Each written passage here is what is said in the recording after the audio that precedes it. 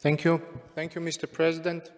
Dear colleagues, Ms. Stinen, in her speech, rightly noticed the symbolism in the fact that today we commemorated the atrocities, horrendous atrocities from more than 100 years ago, around 80 years ago, and atrocities that are happening now.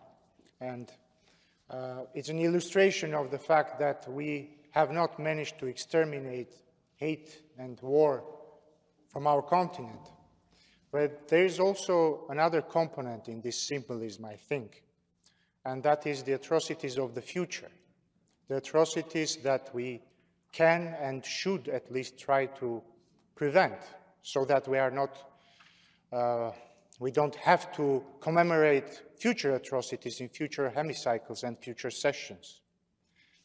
My friend Alexander Poche made a moving speech about the Warsaw Uprising, and this reminded me of the fact that there were actually two uprisings in Warsaw.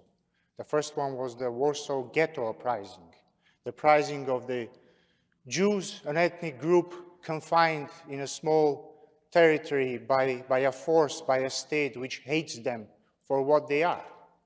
And unfortunately, in 2023, Armenians in Nagorno-Karabakh, Armenians, representatives of another ethnic group, which were killed for what they were 100 years ago, are basically being forced to live in a ghetto. Because yesterday, Azerbaijan officially blocked Nagorno-Karabakh completely by installing illegally a checkpoint in the beginning of the Lachin corridor, which was supposed to connect Armenia to Nagorno-Karabakh. And now 120,000 people are taken hostage by a country which hates them. And this comes only after a week after the president of Azerbaijan publicly said that the Armenian people in Nagorno-Karabakh have either to accept Azerbaijani citizenship or they have to find another place to live.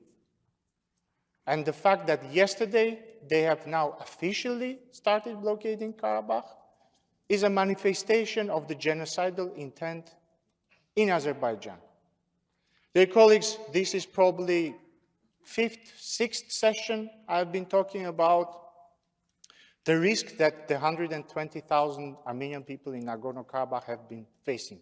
And I'm not talking about some political risk. I'm not talking about risks to their rights. I'm not even talking about the risk of war. I'm talking about the risk of a real genocide. I hope we will be able to prevent this. And I hope altogether we will be able to prevent us having to commemorate other atrocities in the future in this or other hemicycles. Thank you.